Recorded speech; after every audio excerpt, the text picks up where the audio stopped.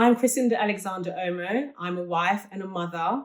I'm a style consultant and image coach, and I'm also a director in the facilities industry.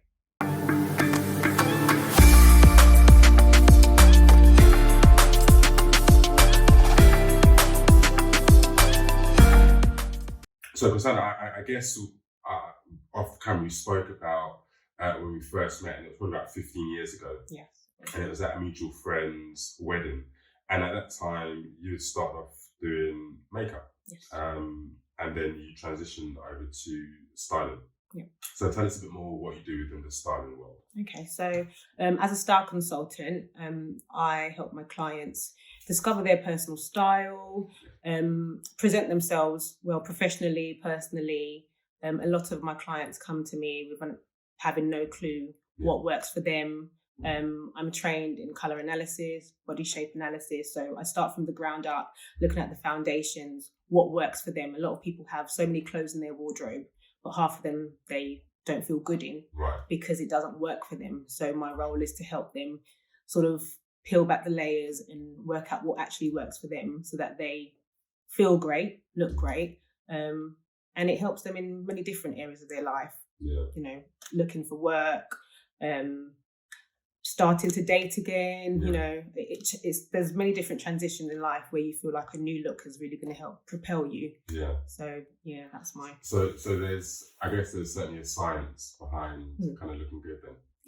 Yes, there is. I mean, everybody is unique, and you know, everybody has their own personal style. It's about working. My role really is to help create a balance. Yeah. There's proportions, there's colour, there's different facets of it.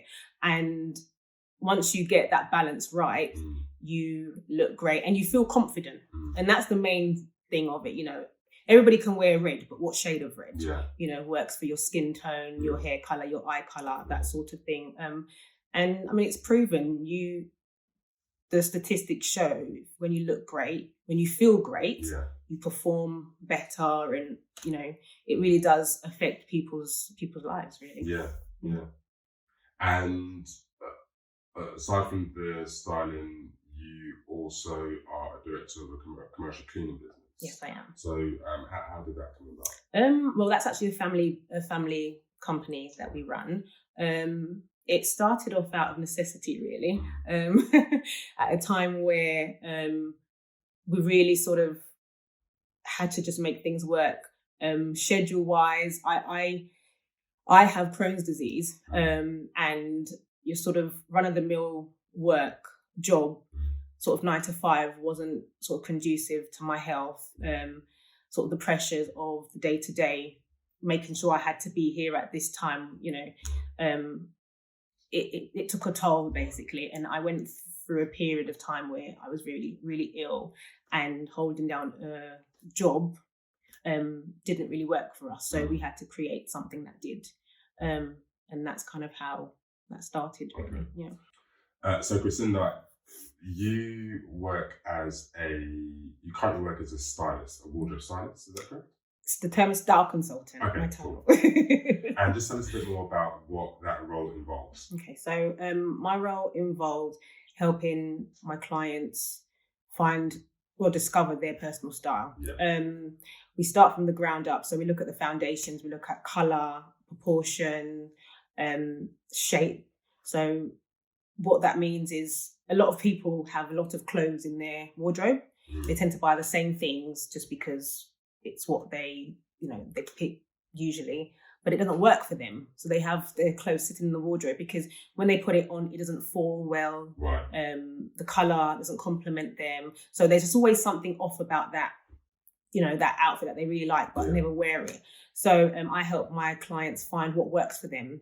We go through colour analysis, body shape analysis, and what that does is then help them choose the right clothes for them. Yeah. Still within their style, they get the self-expression, but it's something that works for them and their life, their lifestyle. I work with clients and I help them discover their personal style. We look at colour and body shape to work out what works for them. Sure. We go through their wardrobe and we take out things that don't work. Yeah. We have a handbook. I create a handbook for them. So when they do shop in the future, they know exactly what kind of things work for their body, what colours complement their hair, their skin tone, and their eye colour, and then in that way they always have a complementary wardrobe. They have things that then work well together, rather than sort of things that are, I need something to go with this, I need something to go with that. It's something that's quite cohesive, and so that's what I do as a style consultant.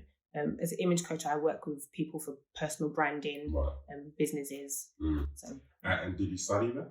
So I did a fashion degree in fashion innovation and enterprise, and I went to then at LCF, and then I went to then go and train to be a personal stylist. Okay, so, cool. Because off camera you were talking about kind of like the science behind making people look good. Would you agree with that statement? Yes, definitely. I feel that everybody has their own style, but there are things that sort of enhance a person. If you everyone can wear red or everyone can wear blue, but it's the right shade of blue. You look at your sort of, even as far as your veins, you can tell if you're a warm or a cooler colour. So to know what kind of colour palette complements your features. So there is a science behind it, because you will notice if you pick out something that doesn't work for you, you can either, you can see all your imperfections, there's a colour clash.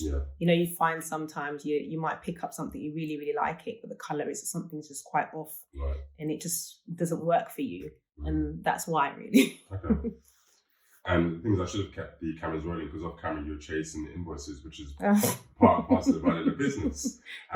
You also run a commercial cleaning business as well. So tell us a bit about that. Yes, so we have a family business. We run a commercial cleaning company. We focus on the education sector. We do have some medical premises as well that we look after. That's a big part of our day to day. It varies. No day is the same. From recruiting to dealing directly with the schools. It's a very varied area of life. We've worked really hard on it, and it's something we're really proud of. We made it through the pandemic. When the world was at a standstill, we had our team working in the school day in, day out. We did not even stop throughout the pandemic. We ensured that the schools were clean and safe so key workers could go to work. So that's something that, I'm immensely proud of. When all the big offices and everything were closed, it was little old us keeping the world going. All the cleaners, all the nurses. You forget about that as well. No, well done to you guys. Because I guess on top of that, you are a wife, you are a mum. So how have you kind of balanced those roles as well? Still working on the balance. My little girl is nearly 2, so we're still learning. My roles in either business is almost quite strategic, because before we had a child, we hadn't planned to have a baby at this point, but we knew that we wanted to at some point. So the whole idea of running a business was to free up my time, so that I could be there to raise our daughter or child or children. I'm really fortunate that now I can be there for sing and sign class and all the firsts and things like that, because we have worked hard to build the business to a point where we have a management team now that looks after most things. I mean, there are things that I am involved in the day-to-day, but I'm mostly at home. My schedule is that I'm out maybe twice a week for work. So we've worked really hard on that. We're really proud on both fronts, really. Cool. And because I'm going to come back to your role as a mum and a wife, because much more depth to get into there. Just thinking about Chrisinda, as a child, because we have something in common where we were born in the same country. So what are your earliest memories of where you were born, and just describe your childhood to us? I was born in Sierra Leone, but I wasn't there for very long. So I don't necessarily, I do have one image of my grandfather stealing my plantain. I don't know why I remember that, but I remember that. But I grew up in the UK since I was about 3. Okay. So very, very few memories, but we did go back regularly, you know. Yeah. So it is something that, and I'm going next month actually. Wow. So, you know, home is home, no matter how, if you were, you know, sort of born there, and you do get a sense of home when you go there. But growing up, I was brought up in a traditional Sierra Leonean household where you clean every weekend, you know, and it's like you go to school, you better get grade A's and all the rest of it. So my mum definitely had the traditional values at home. Yeah, it was a great childhood, to be honest. My mum worked really hard, a single parent mum. Yeah. Did what she had to do. It wasn't easy by any stretch of the imagination, but she did what she had to do to give me a good start. And, you know, she came from Sierra Leone. She was totally qualified in what she did, but she came to England, did the whole thing again. But you do what you have to do for your children, don't you? And she brought us here so that we can have a better life, better quality of life, really. I guess. So you said us. So you had you. Oh no, me. Okay. Cool. My mum and myself and my nan, my mum brought to England. Okay. So yeah. And you as a child, is there much similarity to you as an adult now? Yes, I've always been very creative. Right. As a child, my auntie, I think fashion, the first sort of, first brush with it was my auntie who used to sew. Yeah. And I would go summer holidays and things like that. My mum was working, and she would be sewing for her customers, and I'd be making little outfits for my dolls and things like that. So I always thought, oh, how glamorous. And so that's how I saw it from my auntie, you know. So that creativity was from really, really early. And then I would turn my hand to anything. So as you said before, I've done makeup, I've done, you know, actual dressmaking. I think I came to you a little while back, quite a few years while I was at college, I think it was, to do a bit of pattern cutting. Okay. Oh, wow. In Parsons Green. Okay. Yeah. So yeah, I've always loved the industry and I've always loved the creativity. And now I'm at a point in my life where I can go back to doing what I love. Because as I say, you know, you do a lot of what you have to do to do what you want to do eventually, I think. And that's kind of where my career path has gone to. Okay. I've worked in fashion retail, I've worked in styling. I've styled in Selfridges, in Harrods, I worked with Saratoga Ferragamo, I worked with Jaeger, and that's where I started my styling and getting my clients. And it was just, you kind of have to do that. You have to work from the ground up sort of thing, and work and run and get five, 6 different things, and then you know it's not the right size. No, don't put that in there. But yeah, you know, that creativity is always, and love of fashion has been from really, really young. Yeah. And I remember going shopping with my mum and always wanting the shoe with the big heel. And she's like, no, you can't have that. But you know, I've always liked fashion and glamour, and wanted what I like as my own style sort of thing. But now I can do it as a career. So like you strike me as very, very confident, and like you've always been pretty outgoing. Yeah. I mean, where's that stemmed from? It's have you taught yourself to be like that, or is it family traits? To an extent. My mum was very outgoing. My mum was, you know, a comedian. So I've always been able to express myself, always loved to laugh, and I'm really social.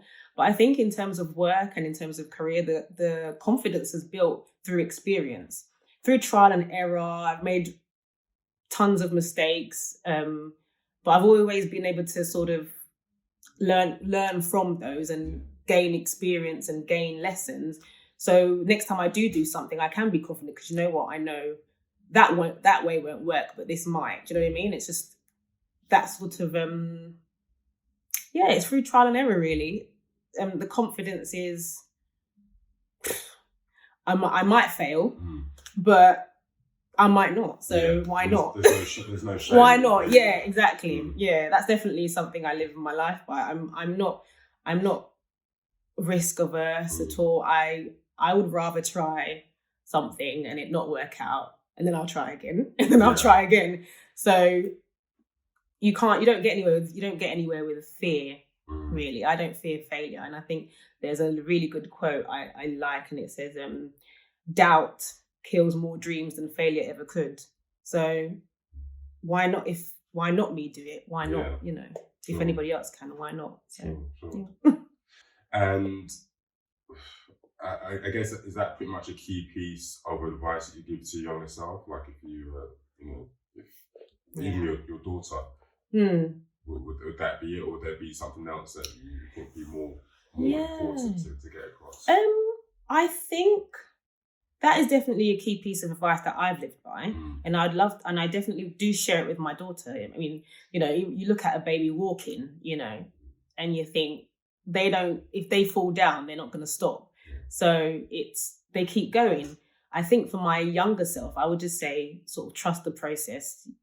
It's all part of, even the failures are part of the success, because it enriches, the journey, enriches your story, and you can share it with other people, and you can then help other people. Really, you can explain what you did, what didn't work, and you could almost shorten the journey for somebody else. So by that, trust the process, and don't fear failure.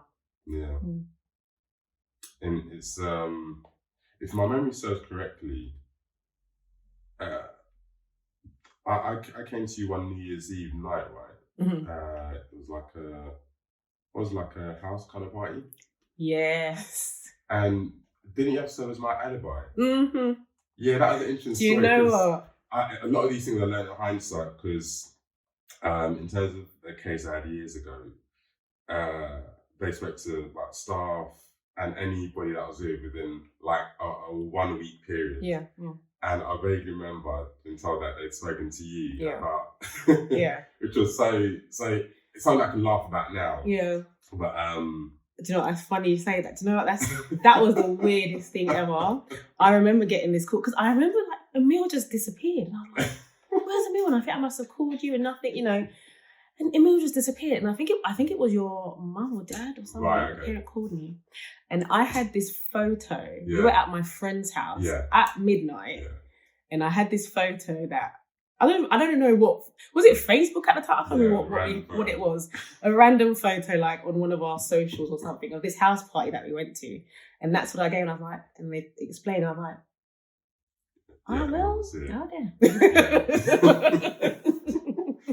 funny story that. Yeah, well, see, pays the party, doesn't it? Yeah.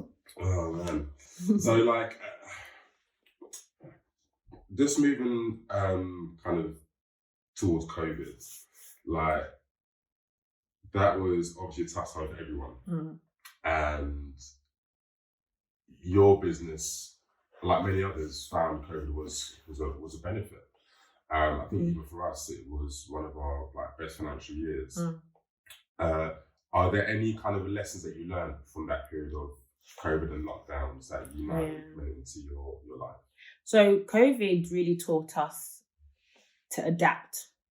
Right. It was, nobody could have foreseen a pandemic, the world coming to a standstill. And we had the panic. We went into panic mode of what's going to happen, because initially we actually used to, in the commercial business, we used to do domestic homes.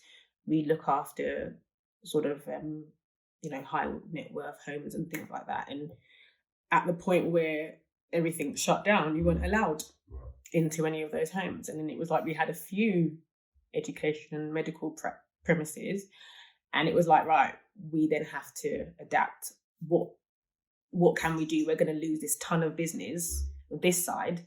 What do? We just had to ramp it up, and sort of contacting all the sort of the schools in the area. We're like, this is the only place, apart from that, hospitals, this is the only place that's open. You know, we had to then approach these places, and they were like, yes, you know. So that was, and on the flip side as well, with the styling, at that point I was pregnant in COVID, and you can't go and see clients, you can't go to anybody's house. What do you then do? You go online. Everyone was online. Everyone was watching the video. Yeah. Everyone was FaceTime. Since then, I think everyone FaceTimes more than phones, didn't they? So it was like, right, okay, we can do this over Zoom. Blew up. So yeah, you just had to adapt and change your service offerings to work for what's happening, work for the world. The world's changed, and you just have to change with it. Otherwise, you get left behind. Yeah. So yeah. So I guess that's from like a business kind of example. How about more your personal life? A lot's changed since COVID. I'm now a mum, and we literally found out we were pregnant. I think it was like the May. So what, the May 2020? 2020, oh. Yeah. So yeah, we were in Japan and then got home, and then lockdown. It was lockdown on the 23rd or something like that. We literally just got into the country, and then started feeling weird. I'm like, found out, you know, a few months later that we were pregnant, and it was like, what do I do with myself? You know, I'm used to being busy and doing all manner of things and running from client to client or school to, or whatever, and it's now you're just sitting at home. And but I guess in that time I implemented sort of personal development. I think I used it I did some online courses. I think everyone learned to bake banana bread. So did I. But I just tried to use it as a time I really got into audiobooks because I had a hard time sleeping during my pregnancy. So I would listen to so many audiobooks. I listened to different, I think I was preparing nobody thought it was going to be that long in lockdown, but I knew I was probably going to have, you know, maternity anyway. So I tried to prepare myself for life after giving birth. And so I did a lot of audiobooks. I even, I go a bit crazy sometimes with my, so because I wanted to get myself in the best health possible for my pregnancy. So I engaged a naturopath, a nutritionist, and it was like, right, I'm getting right deep into, so even for my Crohn's, and it's done wonders for me, to be honest. But I really used that time that I would not have had that time to focus on myself, self-development, my health. And it's seen me through, even to how I raise my daughter, how, you know, what she eats, and even the approach. I learned about Montessori and the different things that we teach her and how we teach her and things like that. So I used that time. I think, it was in a way some of the worst and some of the best times, having that sort of focused time with self, with family. COVID is the good, the bad, the ugly, really, isn't it? Did you catch COVID as well? Yeah. I actually had COVID while I was pregnant. I had COVID while I was pregnant, and I caught it again last year. And my daughter was just 1. We all caught it, but I mean, it is what it is, isn't it? So, do you think that you've kind of found your stride now in motherhood, a year or two? Things are always changing. You know, I don't know if you ever do find your stride per se, because the stride changes, the direction changes, you know, the rhythm changes. As she's learnt to walk, it's like safety. Where's all the plugs and all the rest of it? As she's learned to talk, it's like, be careful what you say, because she's parroting, you know. So it's a journey. It's joyous. It's beautiful. She amazes me every day. It's the most pure, beautiful.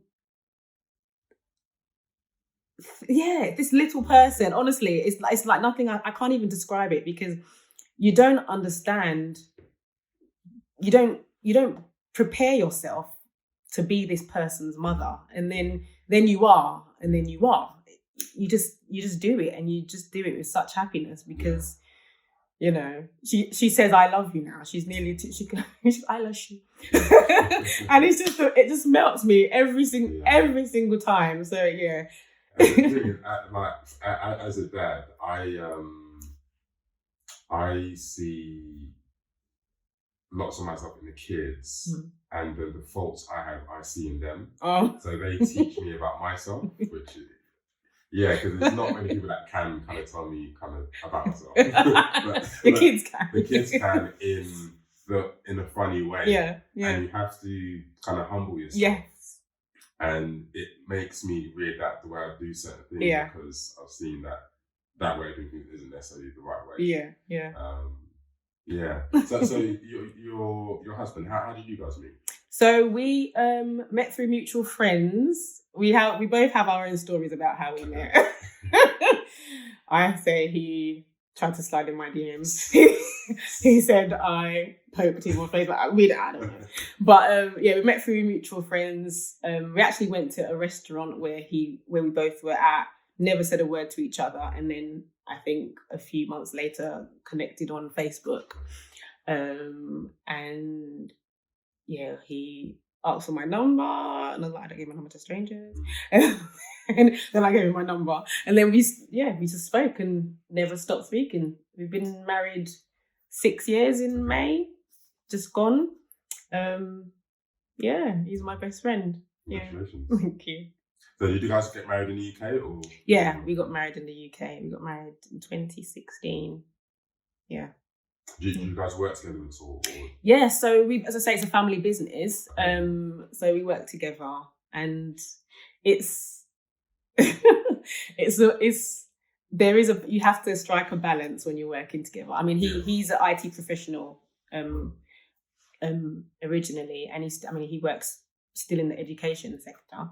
But when you have a business together as a couple, there is sometimes a power struggle, and I struggle with that because I get into work mode and I get into business mode, and I'm like, I need this done and this, and then they're like, oh no, you're my husband.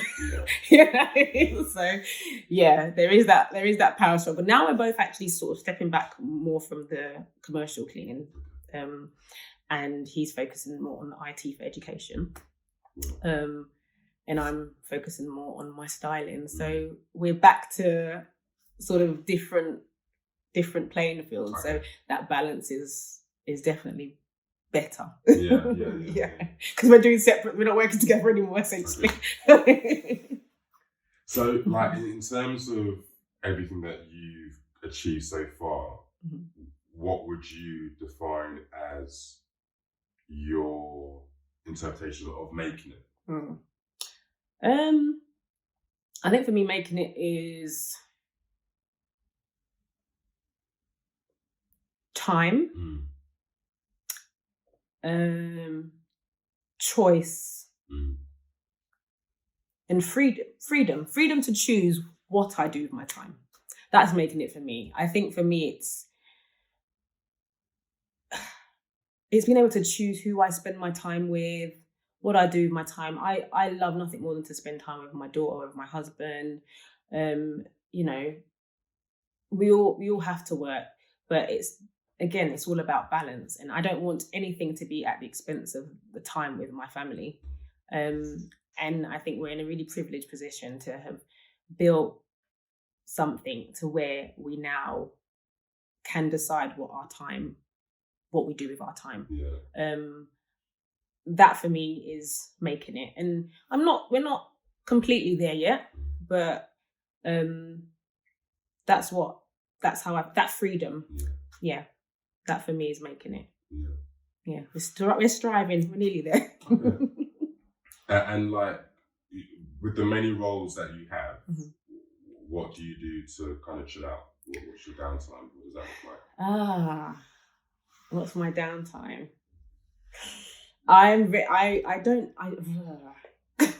My husband will have something to say about this, because he says that I need to find a new hobby, but for me, fashion is my passion. And my styling is really my passion project. So to him, it looks like I'm still working, but I love nothing more than to research and trend, looking at what, you know, I'll be spending days in London doing pre-shops and things like that. And it's work, but I love it. So, you know, and also spending time with my daughter. We have, you know, she loves to sing, she loves to dance. So we're so silly at home. And she loves her shoes. So I'll take her on my little shopping trips, and, you know, for me, that is chilling out. It is work, but it's chilling out. But I love a spa. Okay. You can't beat a spa. Okay.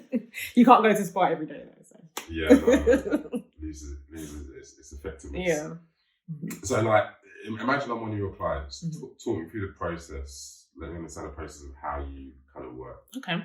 So the first point of contact, I'll have you fill out my client intake form. Okay. That's going to go through different things like your height. We have measurements, eye color, hair color, what your day-to-day life is like. What do you spend the majority of your time doing? Does your work call for a certain style of dress? How often do you travel? What are you aiming to gain from it? What do you, you know, from styling sessions with me, what are you self-conscious about? What, you know, things like that. It's quite an extensive form. Then after that, we would meet for a consultation where I'd go through colour analysis with you. And we would look through sort of your colour palette, look at your eye colour, your hair colour, your skin tone, and look at what colours work for you. Are you warm? Are you cool? Then we sort of put that to one side. We look at body shape.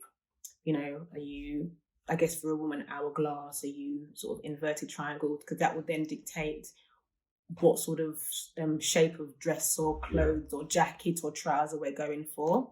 Then that's to the side. Those two elements there. Then we also look at things like your face shape. How is your hair cut? So you know, things like that. So we go through a whole process. Then we're armed with all this information, and then we actually go through your wardrobe and look and say, right, okay, this doesn't work we try everything on, and you yourself will look at it looking through new eyes with the information that you have, and you think, actually, okay, that makes sense. This is why this doesn't feel, you know, right, or why this doesn't fit well here, etc., etc. We then sort of pull things back, and then we're left with things that do work.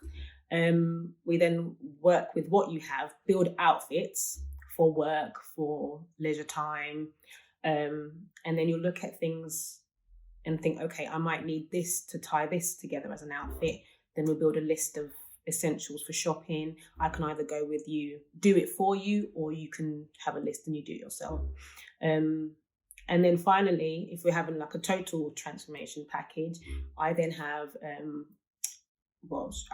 my makeup artist that I work with, who comes in with the ladies, for instance, and even with the men, certain grooming you know, bits that we can look at, and just to have a finished, polished look. Yeah. So you work with men as well? Yeah. Okay, great. Yeah.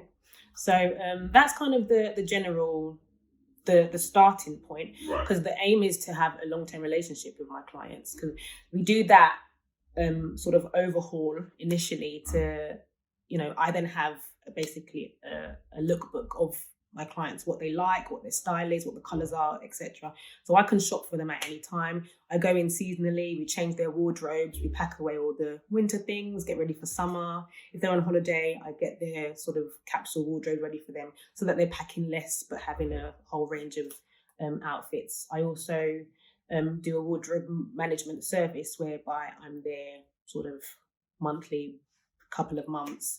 We refreshing, you know, what they have. Some clients are just really, really busy, and they have packed calendars. They have a gala today, they have a meeting tomorrow, they have some speaking, and they're like, right, okay. So then I send them over a lookbook, because I already have a record of everything they have in their wardrobe, and I say this, and we look at things like color psychology. What message are you trying to give when you're at this speaking event, you know? And then we base our outfits on those factors. So yeah, it's very varied. You know, there's lots of sort of little bits to it. But yeah, it's fun. It's interesting you talk about color psychology, because as a designer, it kind of reminds me of why certain colours should be chosen and not just for the sake of it. Yeah. Because I try and design in the opposite of what trends are doing, but there still should always be a reason as to why something's been done. So, like, of all the things that you have kind of taken part in, what's been the most inspirational kind of project? See, I had a hard time thinking about this one because I feel like I gain inspiration from both roles that I'm in, and for slightly different things. Because so when my client comes to me in my stylist role, some of them are going through life changes. Some of them are like myself, postpartum or something, and you don't recognize your body. You don't, you lose that sense of yourself. You might have been for decades wearing this sort of thing and now it doesn't work for you. Like, what on earth is going on? Some are going through divorce. There's just so many different transitions, and it's really humbling for them to have them let me into their life when they're at their, I wouldn't say their lowest, but sometimes it's at the lowest point. There's some that have gone through chemo or, and it's just, for me, it's just seeing how they pull themselves up, right? And to be part of that is that's inspirational for me, because I feel like it shows me what I believe, really. You can get up. You just pull you can get up, and it's a beautiful thing. And equally with my role in our cleaning business, it's less of gaining the contract. There's a thrill element of that, and but it's how, it sounds really cliche, but it's how we make a difference to our employees. Some of them, we've had employees that have come to this country from war-torn, we had a lady who came, who basically country hopped from Eritrea, there was problem after problem. She came here, could speak a word of English. Every job she'd gone for, nobody would, because she couldn't speak English. Then we gave her a chance, and she was the best, and she went on to help her enroll into English classes, find her some living places to live. And we also helped her find her son, because her son was lost in the country hop. Right. So it's things like that. It's like, that's where I gain my inspiration, because she's like, right, I don't care who I am. I need to get on with it, and I need to find a way to support myself so that I can bring my son over, and her son, So it's things like that is really, that's why I'm getting my cup filled. Do you know what I mean? Right. Yeah. Sure. Yeah. I mean, also, like with the clients that you have, it sounds like they have a lot of trust in you. Yeah. Because when you make someone look good, you uplift them, and they must have trust in you to do that, to use you again. And I guess it's based on recommendation as well, your line of work. Definitely. And I think the trust element there, you can't do my job without that trust element. And rightly, as you say, most of my clients are recommendation. I'm now getting the hang of social media, because I'm really bad with it. But it's usually word of mouth recommendations. And like I say, when you have somebody, I have to do their measurements and things like that. They have to be really, really trusting, to be so vulnerable, to allow you into their lives, and they tell you about their hang-ups and their self-conscious. They're telling you, this is what I'm self-conscious about. They're bringing it to your attention, whereas you'd really think that you're going to hide that. Yeah. So they do have to trust, and I have to earn that trust, and I have to be sensitive and understanding with them. Sometimes I do have to be firm, but then, that's what happens when you have that good relationship. You can be, when you have the relationship with your clients. Yeah. And I don't know, you may have answered this already, but in terms of like the future for Chrisinda, what will we expect to see from you? The 5-year plan is, as I say, I'm the focus is on my style consultancy, and I plan on building quite a boutique service where I am working with a small pool of clients, so that I can really give them my time.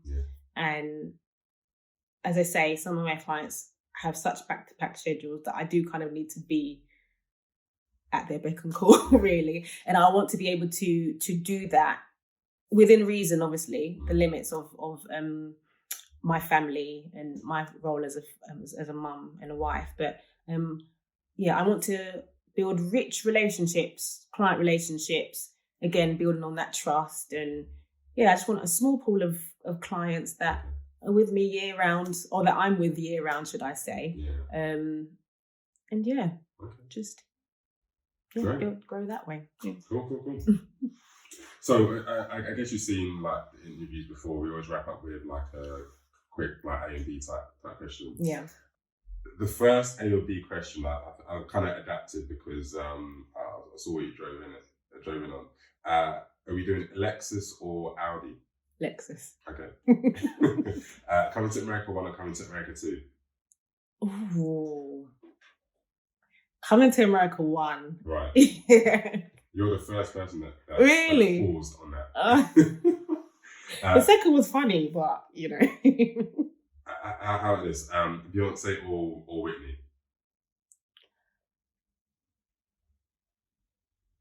Whitney. Yeah. Yeah. Do you want to say what? It's a hard one. They're both good, but Whitney. I want to dance with somebody. Whitney. iPhone or Android? iPhone. Cool. Lifetime supply of hair products or lifetime supply of makeup?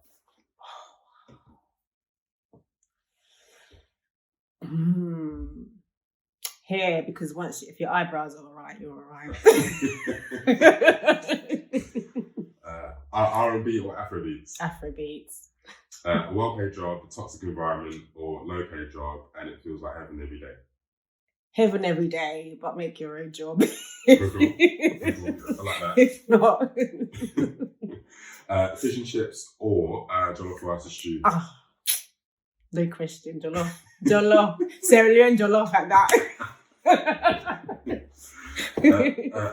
Apprentice or Dragon's Den? Dragon's Den. Yeah, right. Dragon's Den. Holiday in Paris or holiday in Maldives? Maldives, Paris. Forget Paris. Love Paris and everything, but when I'm going on holiday, I want a beach. All right, and the last one, heels or trainers? Heels. Cool. Heels. Perfect. Yeah. Well, thank you so much, Chrisinda, for your time today. It's been great hearing your story. We will include all your social media links and website links in the description below. Amazing. Thank you. Thanks for having me.